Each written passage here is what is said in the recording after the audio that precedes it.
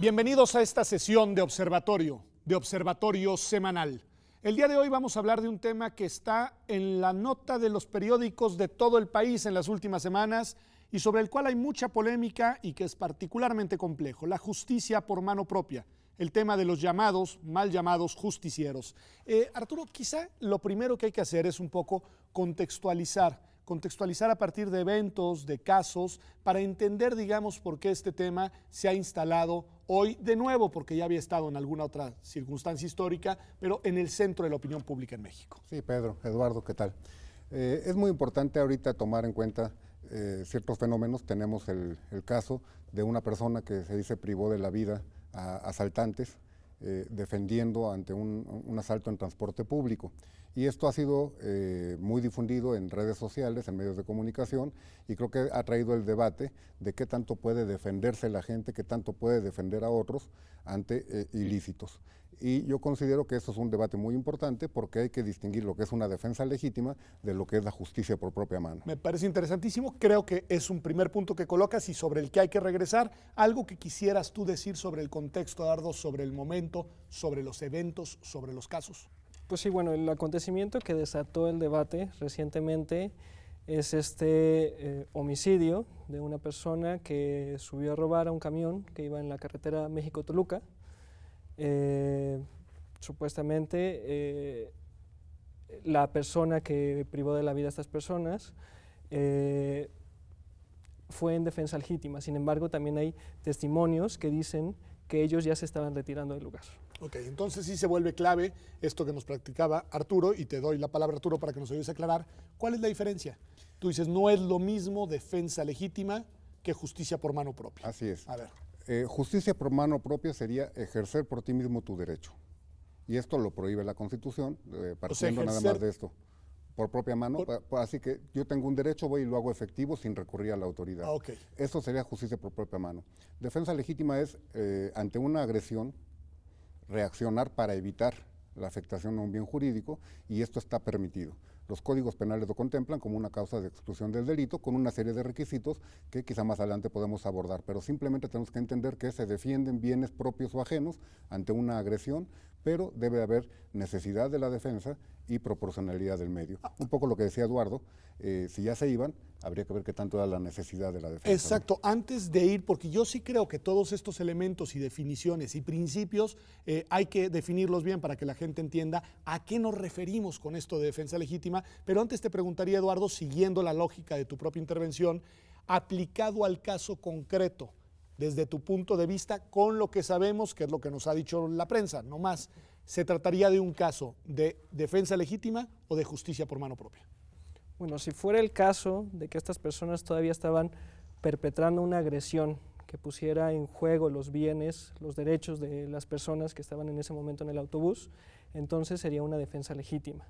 Okay. Y por tanto no sería constitutivo de delito. En cambio, si estas personas se hubieran retirado, o sea, ya estuvieran, la agresión hubiera cesado, entonces estaríamos en lo que el Código Penal define como un exceso en la legítima defensa. Un exceso en la legítima defensa, es decir, dentro del contexto de la propia legítima defensa puede haber casos que le exceden, digamos. Sí. A ver, y entonces eso nos lleva de nuevo, Arturo, al tema de la definición de los elementos de la defensa legítima, porque sí necesito como transmitirle al público de manera muy concreta en dónde está la frontera, porque no es una frontera menor. Lo que ustedes nos están diciendo es que la legislación en algún caso lo permite, la defensa legítima, y en el otro, por el contrario, no solo lo prohíbe, sino que se trata de un acto constitutivo de delito, es decir, la persona que comete un acto de justicia por mano propia comete un delito. Así es. Podríamos decir que el derecho penal reconoce que uno tiene el derecho a defenderse, pero tiene que ser en forma legítima. ¿Cómo va a dar esa situación? Tenemos que partir de un presupuesto que es la agresión. Una agresión a un bien jurídico, propio o ajeno, que debe ser real. ¿Y el bien jurídico puede ser cualquier bien jurídico? Es decir, en cualquier principio, en interés protegido por el derecho penal, vale. Pero obviamente sí va a ser relevante cuál es el bien. No es lo porque mismo si una alguien agresión me está ensuciando el carro y yo lo mato, no hay ninguna proporción. Entonces tiene que ser primero una agresión que vaya a afectar o que atente contra un bien jurídico. La agresión debe ser real, es decir, no imaginaria. no de yo pensé que me iba a atacar, sino que tiene que existir, tiene que ser actual o inminente, de manera que tengas que afrontarla en ese momento y no tengas la posibilidad de pedir auxilio a la autoridad. Y ante eso, tú tienes que reaccionar para evitar la agresión. Okay. Es importante que tiene que ser para repelerla, no como venganza, porque puede, lo que decía Eduardo puede sonar más a venganza. Claro, o sea, sí. Ya lo cometiste, ya se consumó y ahora te disparo. Ok. ¿Sí? Y eso no vale, digamos, dentro de la definición de legítima defensa, la venganza No, estaría excluida. Estaría excluida. Por ejemplo, el padre al que le violan una hija y molesto, obviamente enojado, va y mata al violador, evidentemente no está actuando en defensa legítima porque está desquitándose del daño, no está tratando de evitarlo. En ese caso no Así se es. considera, no estaría protegido, Sí. digamos, por el derecho. Y lo fundamental para que sea legítima esa defensa es que tiene que haber una proporcionalidad entre la agresión y el acto que la repele. Y por eso tenemos que hablar del bien jurídico que está en juego. Tal vez si yo quiero evitar que se roben una llanta del vehículo, no estoy legitimado para matar a una persona, ¿no? O sea, entonces tiene que haber necesidad, inmediatez de la agresión y tiene que haber esto que llamas proporcionalidad. Sobre este principio de proporcionalidad vale la pena detenerse un segundo más, Eduardo, porque quizá la gente no le queda tan claro qué es esto, cuándo algo es proporcional, cuándo no es, cuándo algo es desproporcionado, digamos, ¿no? Sí, cuando el Código Penal refiere proporcionalidad de los medios empleados, no hace referencia a una exactitud en cuanto a los dos bienes jurídicos que estuvieran en choque. O sea, es decir, no tienes, para defender tu vida, no necesariamente tienes que privar de la vida de otra persona. Okay. Pero sí debe existir una proporción entre estos dos bienes en conflicto. Entonces, el Código Penal admitiría, por ejemplo, para defender tu libertad psicosexual, que privaras de la vida a otra persona, siempre y cuando fuera el único medio disponible y efectivo para evitar la agresión. O sea que no necesariamente debe de haber una equiparación, una equivalencia entre los bienes jurídicos amenazados, sino lo que tiene que haber es una racionalidad que explique por qué la magnitud del daño causado a partir del daño, digamos, potencialmente sufrido. Así es. Lo que querías evitar va a marcar, en cuanto a la posibilidad que tengas de actuar, cómo puedes reaccionar. Ok. A ver, hasta ahí vamos bien, pero ahora ¿cómo le explicamos a la gente que dice que pues estas situaciones son situaciones que se dan porque las autoridades no cumplen su trabajo, que estas personas en concreto, si fuera el caso, porque no lo sabemos, pero suponiendo que estas 4 personas que fueron asesinadas ya habían aparecido en la misma ruta cometiendo asaltos durante mucho tiempo, en fin, y que ven esto, digamos, como algo que es una reivindicación de justicia por parte de una sociedad agraviada. ¿Qué diríamos de esto, Arturo? Mira, evidentemente hay una falta de credibilidad en las instituciones, no hay confianza. Lo vemos en los bajos índices de denuncia. La gente sufre de delitos y prefiere no ir a lo que estiman es perder el tiempo, yendo con una autoridad que los va a tratar mal, los va a tener esperando mucho tiempo y que no van a lograr nada. Entonces, lo primero que tenemos que hacer es fortalecer la confianza en las instituciones y es un trabajo que se tiene que ir haciendo con mucho tiempo y se lo tienen que ganar. Pero tendríamos que pensar como ciudadanía. A ver. Hay que fortalecer la cultura de la denuncia. Nos quejamos y todavía recientemente hemos escuchado a las autoridades que discutían si la percepción es la que está mal porque los índices delictivos han bajado. Recientemente el presidente ya reconoció que se habían elevado las estadísticas delictivas, pero lo importante es que si ni siquiera denunciamos no tenemos un referente. O sea, ¿no tienes estadísticas para saber de qué tamaño es el problema? Así es, no hay estadísticas confiables, porque normalmente se toma como parámetro el número de denuncias, pero no todo lo que se denuncia es delito y no todos los delitos se denuncian. Entonces no tenemos una objetividad, pero por lo menos podemos tener un referente de si se han incrementado o no las denuncias. Y si la gente no denuncia, pues las autoridades viven como muy tranquilas diciendo la cosa está más tranquila de lo que pensamos.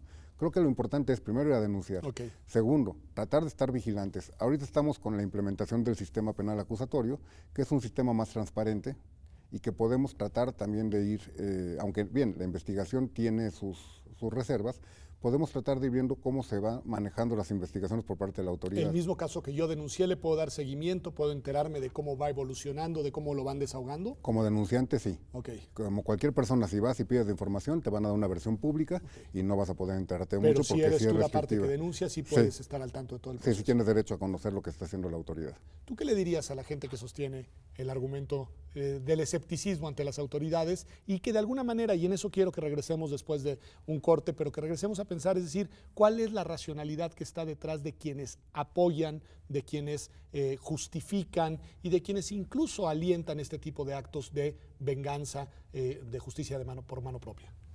Bueno, me parece que el escepticismo lamentablemente es bastante fundado. Es fundado. O sea, sí. Ambos coinciden en que el aparato de justicia del Estado mexicano es deficiente. Sí. Ok.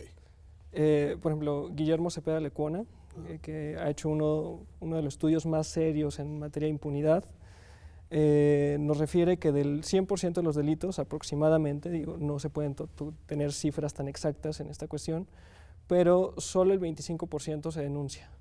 De ese 25%... O sea, una cuarta parte de los delitos que se cometen sí se denuncian y serían los que quedarían registrados en lo que Arturo nos diría, sí, digamos, el registro de denuncias, no necesariamente delitos cometidos. Okay. Pero de ese 25%, solo un 4.6% aproximadamente se le va a dar seguimiento a la investigación. De ese 4.6, solo un 1.6 va a llegar a un juez penal, y de ese 1.6, solo casi 1% va a llegar a una sentencia condenatoria. ¿Eso es la explicación de lo que se llama impunidad? Sí. O sea, esa es la razón por la que la gente dice aquí los delitos se cometen y no pasa absolutamente nada. Sí, digo, hay otras cifras, pero ninguna de las estadísticas maneja cifras menores al 90% de impunidad. 90% de impunidad. ¿Cómo andamos con relación a otros países? Es decir, ¿esto sucede también en otros países o es una excepcionalidad mexicana que el 90% de los delitos queden impunes? No, por supuesto que no pasa en todos los países. Hay impunidad en todos los países, okay, pero no elevados índices como los que tenemos nosotros. Aquí tenemos una serie de factores que han sido constantes, ineficiencia de las autoridades, corrupción, intereses políticos. Hay muchas situaciones que van impidiendo que se pueda integrar correctamente las investigaciones.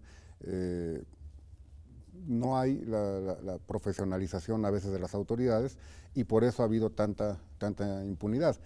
Es importante ver que se han hecho esfuerzos. Okay. Estamos ahorita, a partir de junio de este año, con un sistema voy a regresar al sistema acusatorio, que nos lo expliquen bien. Porque es reconocer, de alguna manera, que el sistema ya no daba para más. Okay. Es decir, estaba colapsado. Lo que tenemos ahorita es una oportunidad de tratar de que este sistema funcione, porque si no, va a ser peor que el anterior en cuanto a impunidad. Pues, ¿qué les parece si vamos a un corte y después del mismo le explican ustedes, que son los expertos, al auditorio lo que es ese sistema, en qué consiste, cuáles son sus piezas, qué es lo nuevo y por qué se ofrece como una solución a este altísimo, preocupante y alarmante grado de impunidad en el país? Ya volvemos, esto es Observatorio Semanal.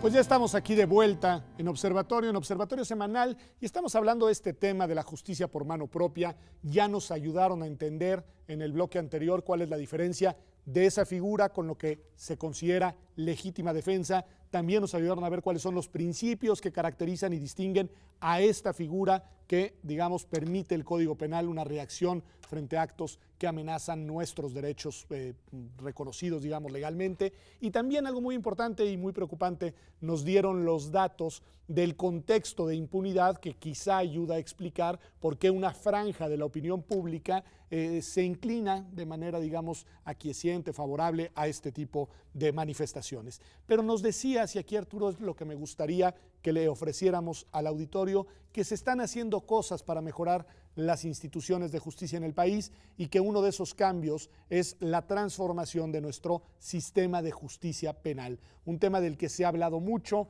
del que hemos ya hablado también acá en Observatorio, pero del que creo que la mayoría de la población no tiene todavía una comprensión a detalle. Así que ayúdenos a entender en qué consiste este cambio y cuáles son las virtudes de este nuevo modelo. Con mucho gusto. Mira, es un modelo que simplifica la impartición de justicia en cuanto a que hace más asequible, más cercana al gobernado, la intervención con el juez, más transparente la actuación frente al Ministerio Público, lo que hace el defensor, y se le da una mayor participación a la víctima. Pero hay un pequeño problema.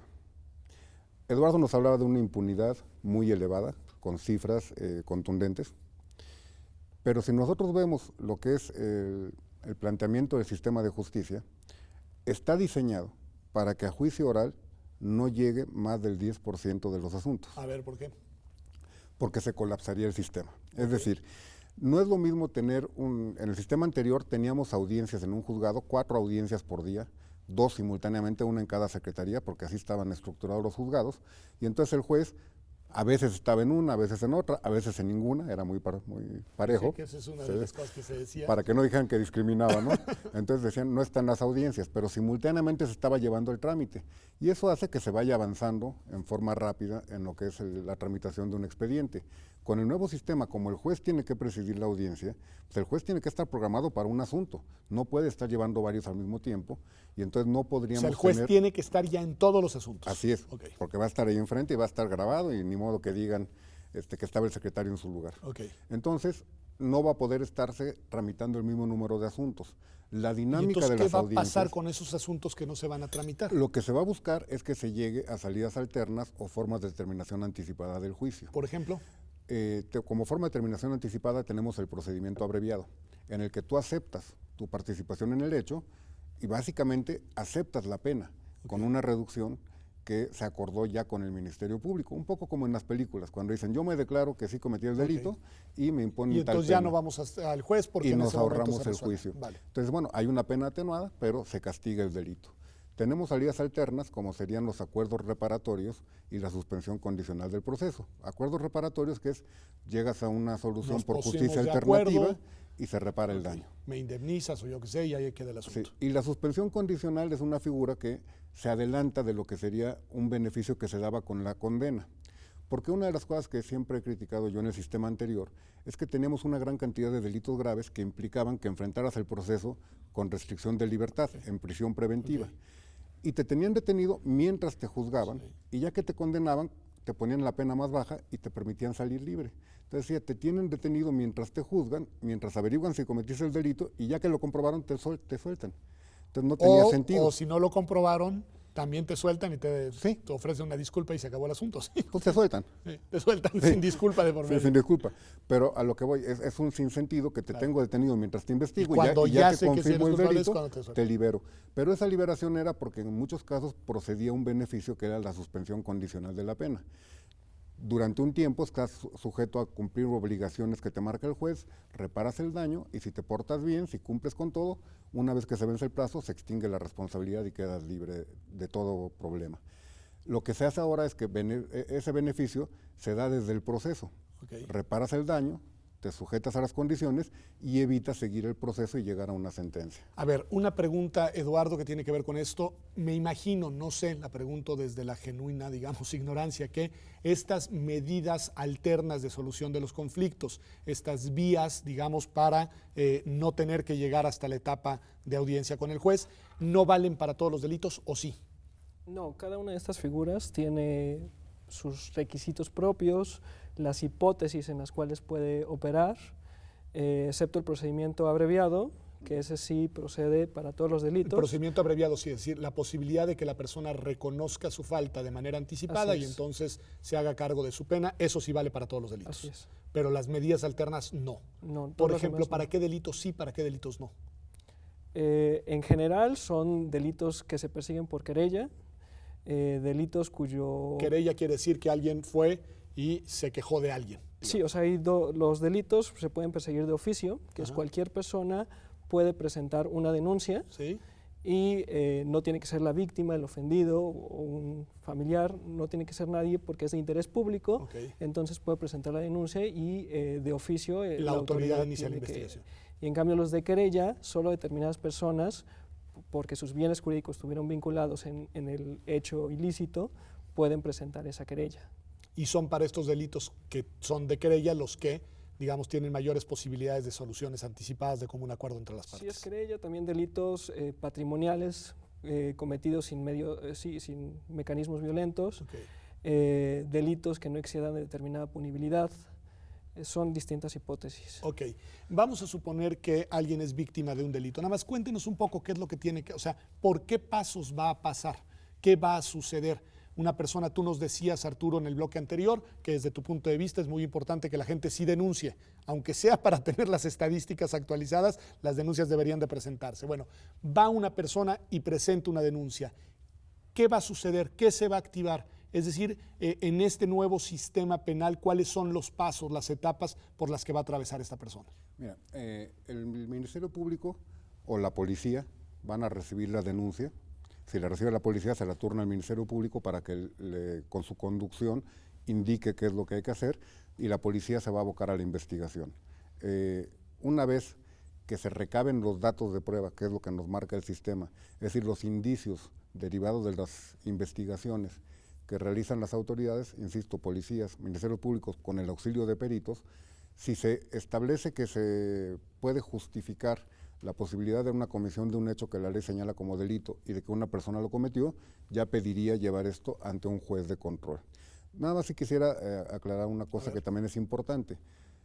Ante la falta de credibilidad en las instituciones, se abrió una pequeña puerta, con muchos problemas, pero ya se abrió, que es la de la acción penal por particulares. A ver, ¿qué es esto? Cuéntanos. En caso de delitos que se persigan por querella, que como lo decía Eduardo, son aquellos que requieren que sea la víctima o el ofendido el que acuda ante el Ministerio Público. ¿Me podrías dar ejemplos, nada más para que la gente entienda? Si Un ejemplos delito concretos. patrimonial, un abuso de confianza, un fraude, algunos robos. En el caso de la Ciudad de México ya muchos de los delitos patrimoniales son de querella. Que se considera que no hay un interés de toda la sociedad, sino nada más de la persona afectada, solamente esa persona puede poner en marcha todo lo que es el operativo procesal. En los casos de delitos de querella que tengan pena no privativa de libertad o hasta 3 años de prisión, se tiene la opción de la acción penal por particulares, que implica que te brincas la etapa ante el Ministerio Público y vas directamente ante el juez y le pides que llame a la persona a la que estás señalando tú como quien pudo cometer el delito para formularle la imputación y seguir con el proceso. O sea, te saltas a la policía y vas directamente con el juez y dices, a yo la acuso policía a esta y al persona Ministerio de que Público. Ok. Sin embargo, tiene muchos problemas. Es una institución que se está regulando y que yo creo que se tiene que perfeccionar, porque ahorita podemos decir que nació como desahuciada. ¿Por qué? Si tú te requieres del apoyo de la autoridad para un acto de investigación, por ejemplo, una cuestión patrimonial, necesitas recabar una información de la Comisión Nacional Bancaria, pues le tienes que pedir al Ministerio Público que promueva para que le manden la información. Y según el Código Nacional de Procedimientos Penales, si requieres el apoyo ya sea del Ministerio Público o del juez, automáticamente se vuelve de acción penal pública y ya no puedes seguir el particular. Entonces tendría que ser una cuestión en la que tú tienes todo. Por ejemplo, una empresa que le comete un fraude a un empleado y tiene las cuestiones de estados financieros, que tiene todo a la mano, y entonces vas los que podrán hacerlo. Pero, a ver, pero son penas menores. No, pero les tengo que hacer una pregunta importante, porque ustedes, claro, nos lo dicen muy fácil, los dos son abogados y los dos son penalistas y los dos dominan entonces cómo está. ¿Puede en verdad un ciudadano sin el auxilio de un abogado iniciar por esta vía o por otra una denuncia y darle seguimiento a todas las etapas de la misma o no?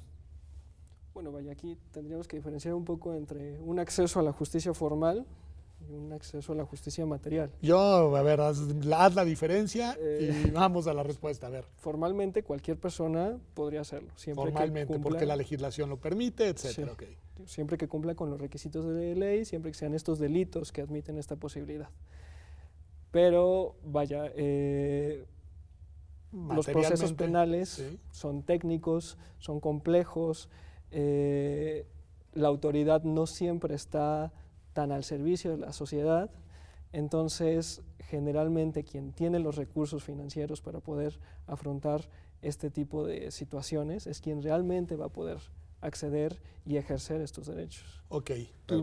Ahí habría que tomar en cuenta. Es que me parece muy importante para el tema de impunidad, no denuncia, desconfianza. Tiene razón Eduardo, o sea, los procedimientos son complejos y aunque vayas con el Ministerio Público, si vas sin abogado tampoco le vas a entender mucho. Porque te puede decir una cosa y puede, como se dice coloquialmente, marearte. Y aunque vayas tú a denunciar, tú vas a denunciar, tú vas a denunciar ya desde ahí te conviene que te acompañe el abogado. Te conviene, obviamente en la medida de lo posible. Hay gente que no tiene ninguna posibilidad y tiene que confiar en esto. Pero habría que explorar la posibilidad del asesor jurídico. Es decir, así como el inculpado tiene un defensor, ya se prevé que la víctima tenga un asesor jurídico independiente del Ministerio Público. ¿Ese asesor jurídico sería un funcionario del Estado? Es como si fuera un defensor público, pero de los intereses de la víctima. Entonces, es lo que tendría que explorarse, si puede acercarse a un asesor jurídico de los del gobierno que le pudiera apoyar para promover la acción penal por particulares. Y eso ya existe ahora, Arturo. Está ya regulado, ya existen y ya tienen intervención en los procedimientos. En todos los procedimientos penales que hay una víctima, siempre está el asesor jurídico. Ok, entonces el Estado te provee asesoría jurídica como víctima cuando vas a denunciar, Sí. si no tienes los recursos para... Y después, obviamente, también si eres tú el denunciado Sí. Y no tienes recursos para Digo, un abogado, ahí entra No la hay, figura no hay que del- descartar lo que decía Eduardo. del Las defensor. autoridades luego no están tan dispuestas a colaborar mucho con los particulares.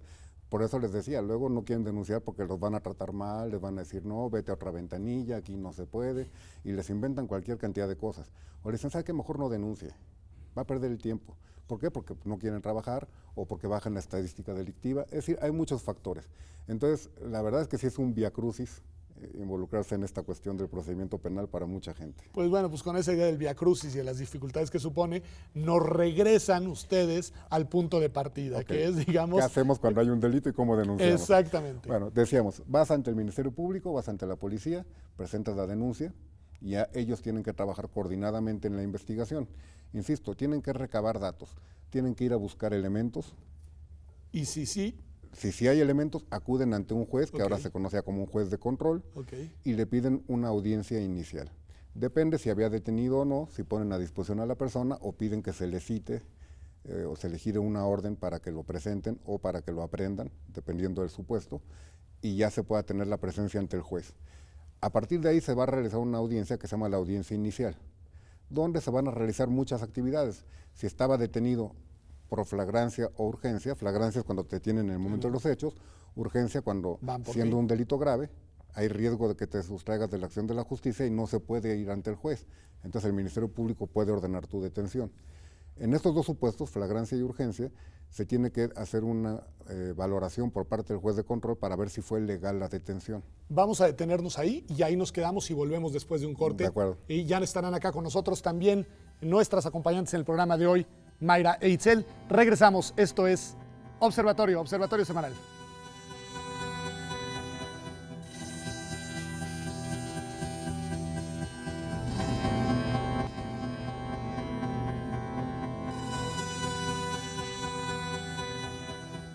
Pues estamos aquí de vuelta en Observatorio Semanal. Estamos hablando del tema de la justicia institucional y también de los eventos de justicia por mano propia en México. Y Arturo, te interrumpí a la mitad del Vía Crucis, porque tú decías que el proceso, digamos, que se sigue cuando alguien acude a presentar una denuncia es un proceso largo, es un proceso complejo, y nos quedamos en la audiencia preliminar. Ahí es donde nos dijiste, bueno, ahí se presenta ante un juez de control, el expediente una vez que las autoridades de policía o ministeriales dieron cuenta de que habían elementos para poder proceder a esa etapa, ya digamos no propiamente de procuración, sino de administración de justicia, y ahí te interrumpí, Sí. en esa audiencia. Cuéntanos qué sigue y cómo concluye el asunto. Simplificando lo más posible, primero que nada se verifica que conozca sus derechos la persona a la que se le va a formular imputación, se analiza si fue correctamente detenida en los casos de flagrancia y urgencia, y ya después, siguiendo el procedimiento, se le da la oportunidad al Ministerio Público de que le formule imputación, es decir, que le informe por qué está ahí, de qué lo está investigando, cuáles son los hechos, la clasificación jurídica y todo lo que pueda requerir para darle la posibilidad de que, si es su deseo, conteste respecto a la imputación. Se le va a dar la posibilidad de elegir si quiere que le resuelva una situación jurídica en las 72 o 144 horas a que se refiere la Constitución, o si quiere que en ese mismo momento se le resuelva, y ya con independencia de lo que determine, si es que pidió el plazo y ofreció pruebas, se desahogarán, y posteriormente ya se entra al análisis de si se dicta un acto de vinculación a proceso o no. Okay. Se discuten también medidas cautelares, si va a estar preso, si no va a estar preso, le pueden poner un brazalete electrónico, puede dar una garantía económica. Se ha reducido mucho el uso de la prisión preventiva, O sea, en México lo ya cual hay es estos correcto. instrumentos, Sí, digamos, distintos que funcionan. sí, ya no es en automático la prisión preventiva para cualquier delito con pena privativa de libertad, ya se tiene que discutir, salvo un bloque de delitos que sí son de prisión preventiva oficiosa, pero que son los menos. Si se dicta la vinculación a proceso, el juez le va a señalar un plazo para que el Ministerio Público concluya la investigación. Esta segunda etapa ya es lo que se conoce como una investigación complementaria, y es donde el Ministerio Público va a definir si sí va a acusar o no. Okay. En caso de que acuse, ya pasamos a una etapa mucho más técnica, que es la intermedia, donde se discuten las pruebas. ¿Qué se va a llevar al juicio? Se van a depurar los hechos, hay la posibilidad de llegar a acuerdos probatorios. Por ejemplo, si es una cuestión de homicidio, tal vez a ninguno le conviene debatir sobre si está muerto o no. Okay. Entonces llegas al acuerdo de que no vas a discutir eso. Tal vez sí la causa de la muerte y muchas otras cuestiones. Una vez que se tiene todo listo, que ya se ofrecieron, se impugnaron, se objetaron más bien las pruebas y que se acordaron cuáles son las que se van a presentar y que se tiene o no acuerdos probatorios, se dicta un auto de apertura a juicio y eso ya se le va a mandar a un juez diferente. Okay. Se habla de un tribunal de enjuiciamiento que ya va a conocer el asunto sin estar contaminado con el conocimiento anterior. Todo esto ya en la etapa de audiencia, bueno, en la audiencia inicial dentro de la investigación complementaria, la etapa intermedia con su audiencia y el juicio oral frente al público, ya una cosa más transparente, que es una de las grandes ventajas del sistema, y este cambio de jueces, de que no sea el que conoció desde el principio el que resuelva el asunto, nos da una mayor oportunidad de igualdad y que no vaya ya con los dados cargados el acusado. ¿Cuánto tiempo nos puede tomar más o menos el desahogo de un proceso de estos? Depende. La investigación complementaria puede durar hasta 2 o hasta 6 meses dependiendo de la pena, pero el juez va a marcar el criterio, no puede exceder de eso. Okay. Y mientras pues no se está haciendo mucho procesalmente, el Ministerio Público investiga, la defensa puede hacer su propia investigación con las limitaciones que implican no ser autoridad, pero le puede pedir incluso al Ministerio Público que realice actos de investigación y a partir de que se da el cierre de la investigación, tiene 15 días para decir si acusa o no, se tiene que convocar a una audiencia intermedia. O sea, no es tan largo el asunto entonces. No es tan largo. A lo mejor 20 días después del auto de apertura de juicio oral ya puedes tener la fecha de audiencia inicial y en una sola audiencia, aunque sean diferentes diligencias, porque se puede suspender y continuar al día siguiente, se puede terminar. Muy interesante. Eduardo, antes de ir con Itzel y con Mayra, que les voy a preguntar no sobre cuestiones de derecho penal en este sentido técnico, solo te preguntaría a ti, después de haber escuchado este proceso que nos ha descrito Arturo, ¿tú también crees que la reforma nos da al país un mejor sistema que el que teníamos antes? Es decir, que son modificaciones pues en sentido alentador para superar los altísimos índices de impunidad que tú ya mismo nos dijiste. Tiene evidentemente elementos positivos. Si hay derechos que se fortalecen, principios que van a contribuir a que sea un proceso más público, pero a mí en lo personal me preocupa esta cuestión de la que se hablaba, de que solo el 10% de los delitos, bueno, de los procesos penales, van a llevarse a través de la vía oral. Okay. Es decir, solo 10% van a gozar de todas estas garantías y estos mecanismos. Todo lo demás, bueno, se habla de otras ventajas como justicia restaurativa y demás, pero también hay muchos riesgos. O sea, hay riesgos de una justicia negociada, hay riesgos de una verdad pactada y de un desequilibrio en esa negociación que ya no es necesariamente jurídica. Entonces, esa es la parte que a mí ¿Qué más te preocupa? mucho. Dices, es un buen cambio, pero es un cambio que tiene sus debilidades y que tiene también sus vulnerabilidades. Sí. Bueno, frente a este asunto y después de haber escuchado Mayra, Itzel, la exposición que nos han hecho, pues técnica y inevitablemente compleja, y la verdad es que lo han hecho con una capacidad didáctica enorme de lo que es este sistema, ¿qué mensaje, Mayra, le darías tú a las personas que no quieren acudir a la justicia y que precisamente ven tan complejo y azaroso este proceso que alientan o cuando menos ven con buenos ojos o cuando menos no dicen nada de los actos de justicia por mano propia? Pues creo que justo lo que se intentó con esta reforma era acortar los tiempos. Creo que fue una de las mayores ventajas porque justo era un viacrucis, como se dice, tener que ir a denunciar un delito. Entonces, pues salía más caro ir tomarte no sé cuántos años porque te robaron un celular de 800 pesos. Entonces decía la gente, pues ¿para qué?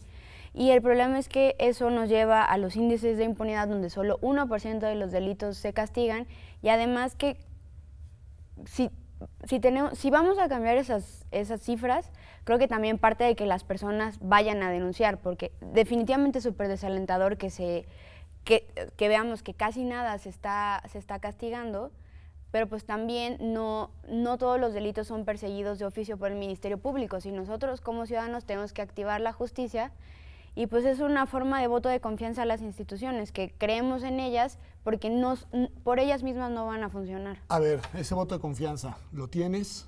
¿Crees que hay que tenerlo, ese voto de confianza de las autoridades del que habla Mayra? Pues siempre se ha hablado de tener esta cultura de la denuncia, que ante Que todo... Arturo nos la decía desde el inicio, es muy importante. Lo que pasa es que me dicen ese dato y luego me dicen una serie de información abrumadora y desalentadora, pero a ver, adelante. Pues sobre todo creo que sí está en nuestras manos si se ha cometido un hecho ilícito contra nosotros y presentarte ante el MP y denunciarlo, porque si no sigues colaborando como en este tipo de impunidad a dejarlo a que no se castigue a las personas que son culpables. Aún con el riesgo de que no se les termine castigando, tú dices, vale la pena ir a denunciar y tú como ciudadano hacer tu parte. Como parte inicial, sí. Bueno, a ver, yo lo que pasa es que ninguno todavía hasta ahora me ha dado una respuesta fuerte a esas voces, y sí lo tengo que decir con claridad. A ver, ¿por qué, Arturo, Eduardo, en fin, por qué no es una buena idea? No es, digamos, una solución que debamos explorar la justicia por mano propia frente a un contexto de índices de impunidad como los que describen y de complejidad institucional como el que nos han traído. Es decir, ¿por qué sí vale la pena el voto de confianza del que hablaba Mayra? Primero que nada, tenemos que partir de una realidad. La realidad nos marca que la gente no cree en las instituciones, Vale. y por eso tenemos tierra fértil para que este tipo de conductas se aplaudan. Porque en un país, yo alguna vez escuché una expresión que me parece que es muy ilustrativa, en un país donde no pasa nada, y cuando algo pasa, no pasa nada, pues evidentemente ves que alguien mete orden, la gente lo aplaude. Pero eso no es lo que queremos. Primero que nada, la venganza, porque finalmente la justicia por propia mano se identifica más con una noción de venganza, Okay. no va a llevar a ningún lugar correcto. Eso ya se vivió en el derecho penal hace mucho tiempo y se fue superando y todo ha ido evolucionando en el mundo, no nada más en México, de una manera que a veces no es lo más rápido que quisiéramos o lo más adecuado, pero se ha ido evolucionando. Si nosotros dejamos que la gente vaya reaccionando ante lo que percibe como injusto, vamos a tener la ley de la selva. A ver, eso me interesa. Es decir, porque ese es un argumento como práctico, digamos, ¿no? tú decías hace rato, mal llamados justicieros, si no mal Sí, recuerdo. sí, lo dije. Bueno, si soy justiciero, yo tengo mi noción de justicia. Yo tengo mi noción de lo que es correcto y lo que no es correcto. Y si voy en un transporte público y veo que una persona le hace un tocamiento a una dama, a lo mejor mi noción de justicia me lleva a reaccionar de una manera, pero ¿quién le dio la autoridad? ¿Quién dice cuál es la medida? ¿Cómo va a llevar a cabo esa conducta? Y esto implica grandes riesgos, porque ante una conducta que ya sería ilícita, va a venir la reacción de alguien más, porque no todo el mundo se va a quedar quieto. Entonces nos vamos a estar matando todos en las calles, vamos a estar aplicando lo que es nuestra idea de lo correcto, y para eso tenemos autoridades. Entonces creo que lo que tenemos que hacer es no abonar a ese tipo de cuestiones que se entiende, pero no se justifica, y encaminar todo, encauzarlo a las autoridades, ¿no? Mayra, ¿alguna reacción? Sí, creo que también algo que me recordó todo este movimiento de los justicieros fue un poco lo que pasó con las autodefensas en Michoacán, que tal vez no era una forma violenta tan abierta, sino era ciertos ciudadanos que reivindicaban como el derecho de defenderse a sí mismos porque las autoridades no estaban haciendo nada. Ese es siempre el argumento. Sí, y creo que es súper entendible, justo, porque si no están haciendo nada, pues lo que no quieren es quedarse a un lado y dejar que cosas malas, delitos pasen, ¿no? Entonces, pero, de nuevo, creo que no se justifica. O sea, a ver, me dices, es entendible, pero no es una buena idea, ¿estarías en el mismo punto? Puedo entender por qué la gente lo hace, sí, pero no conviene que se siga haciendo. No, porque además de lo que decía, me parece que México se supone que es un estado constitucional de derechos humanos y lo que se está dejando al lado son los derechos humanos de las personas que cometen los delitos. Que me queda claro que que tal vez no sean como el ejemplo sí, no mejor es el argumento más popular, pero Ajá, es un argumento muy importante. Exacto, justo el punto es que no tenemos de ninguna forma de saber exactamente si esa persona que cometió el ilícito fue quien lo hizo, porque incluso leí casos donde un chico estaba llevando como una televisión, una cosa así, y la gente se puso loca y dijo, como se está robando algo, no sé qué, y el chico trabajaba en una empresa y solo estaba trasladando ciertos electrodomésticos a otro lado, y si cada quien puede matar a quien se le ocurra que está haciendo algo malo, se va a convertir en un desastre. Los casos terribles de los llamados linchamientos. Pues vamos a un corte y volvemos. Si tú traías ahí, Eduardo, un tema del que quieres hablar y te dejo la palabra regresando del corte, que es el tema de alguna iniciativa propuesta por un senador panista, además del estado de Colima, para que las personas en este país puedan armarse libremente. Regresamos aquí a Observatorio Semanal.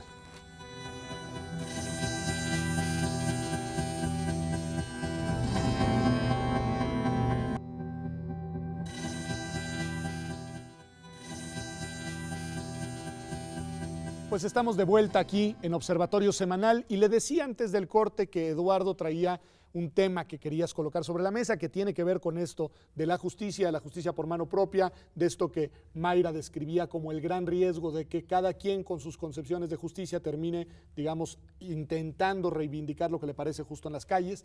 Y hay una iniciativa, cuéntanos un poco esa iniciativa que ha presentado un senador del PAN, el señor Preciado. Sí, esta iniciativa fue presentada a inicios del mes de octubre, o sea, tiene muy poco tiempo.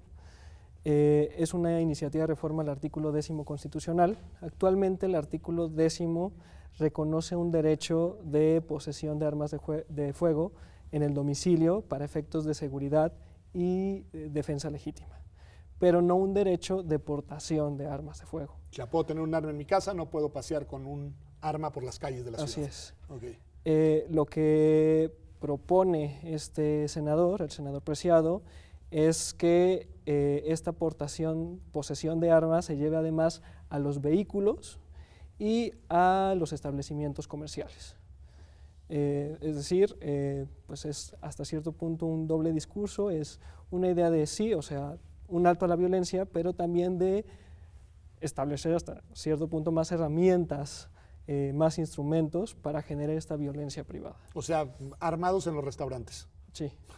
¿Cuál es la racionalidad de la propuesta y tu opinión de la propuesta, Arturo? Pues te puedo dar la opinión porque la racionalidad no No la la ves encuentro. muy bien. Mira, portar armas está permitido cuando hay una licencia y la licencia se va a dar en ciertos casos, siempre que no sean de uso reservado. Y se tiene que justificar el por qué se requiere un arma, la actividad que desarrollas, etcétera. El decir que cualquiera puede estar armado en una negociación mercantil o en tu vehículo y que puedes traer el arma libremente, lo único que haces es echarle gasolina y un cerillo para que cualquiera pueda, ante una agresión, sacar el arma y disparar. Primero, no sabemos si están entrenados para utilizar el arma de fuego. Tal vez hasta causan más daño del que querían evitar. Se pueden causar un daño ellos mismos. Va a haber mucho más hechos de sangre cotidianamente en las calles. Pero a mí lo más grave me parece que es como si fuera una abdicación del deber de dar seguridad pública, dárselo a los ciudadanos. Como decir, sabes que como no te podemos cuidar, cuídate tú.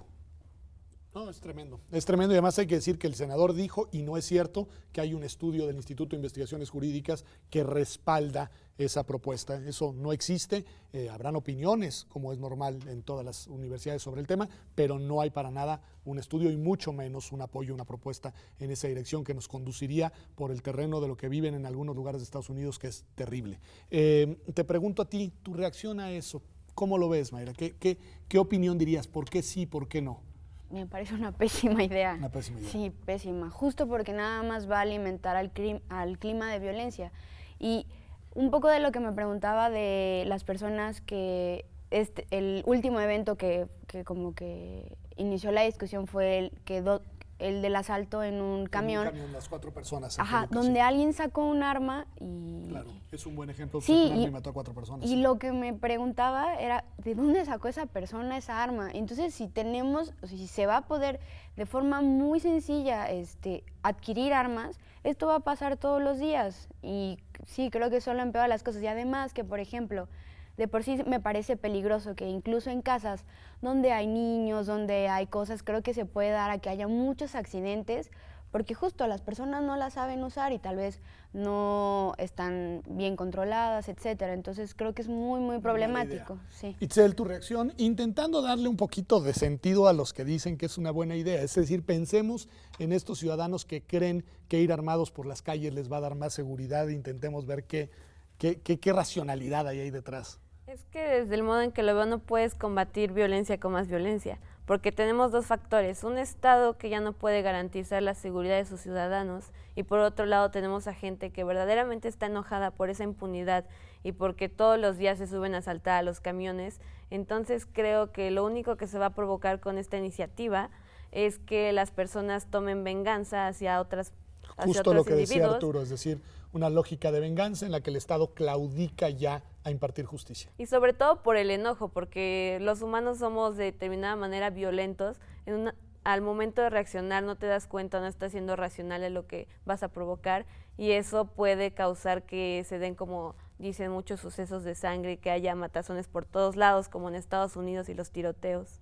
Me parece muy bien. Arturo, te preguntaría una cosa que creo que es importante desde el punto de vista de tu experiencia, digamos, como abogado, como docente, como, en fin, experto en materia penal. ¿Le ves viabilidad a este tipo de propuesta en el México de hoy? ¿Tú crees que hay interés de actores políticos para impulsarlo, condiciones sociales? Es decir, ¿cuál sería, desde tu perspectiva, la valoración en el México de hoy a la iniciativa de Preciado? Por fortuna, yo espero que no tenga ninguna viabilidad. Okay. Creo que se ha manifestado ya un rechazo. No tenemos una organización como la Organización Nacional del Rifle en los Estados Unidos que se ha opuesto a la idea de controlar la cuestión de la tenencia de las armas, porque precisamente lo tienen en la Constitución y dicen es un derecho fundamental y entonces no podemos limitarlo. Y por suerte no tenemos una industria armamentista como la que tienen ellos, ¿no? Entonces, creo que no hay esos factores reales de poder tan fuertes como lo tienen Estados Unidos, y creo que la reacción ante la iniciativa fue bastante de rechazo y creo que no hay ninguna viabilidad. Por fortuna. ¿Tú ves de rechazo político y de rechazo social, Eduardo? Es decir, porque los humores sociales frente a estos temas son muy frágiles, ¿no? Cuando uno ve las reacciones de nuevo de tolerancia, incluso aval, justificación de los actos de justicia por mano propia, cuando uno percibe lo que nos dice muy bien Itzel, que es este temor generalizado por la inseguridad, pues a veces la opinión pública puede tomar derivas preocupantes. ¿Cuál sería tu opinión al respecto? Yo creo que sí puede tener apoyo en la sociedad esta iniciativa. Sí, no creo que llegue a más de la iniciativa, pero sí me parece que hay un respaldo social. O sea que desde el punto de vista de la retórica y la oportunidad política fue inteligente lo que hizo. Bueno, fue inteligente desde el punto de vista tal vez político, pero bueno, político en el sentido de atender ideas sociales. Pero o sea, sí, de todo lo que hemos platicado, sí en un importante sector de la sociedad hay estas ideas de que el Estado no está haciendo nada, de que si el Estado no está haciendo nada, entonces la sociedad debe tener las herramientas para poder procurarse seguridad a sí misma.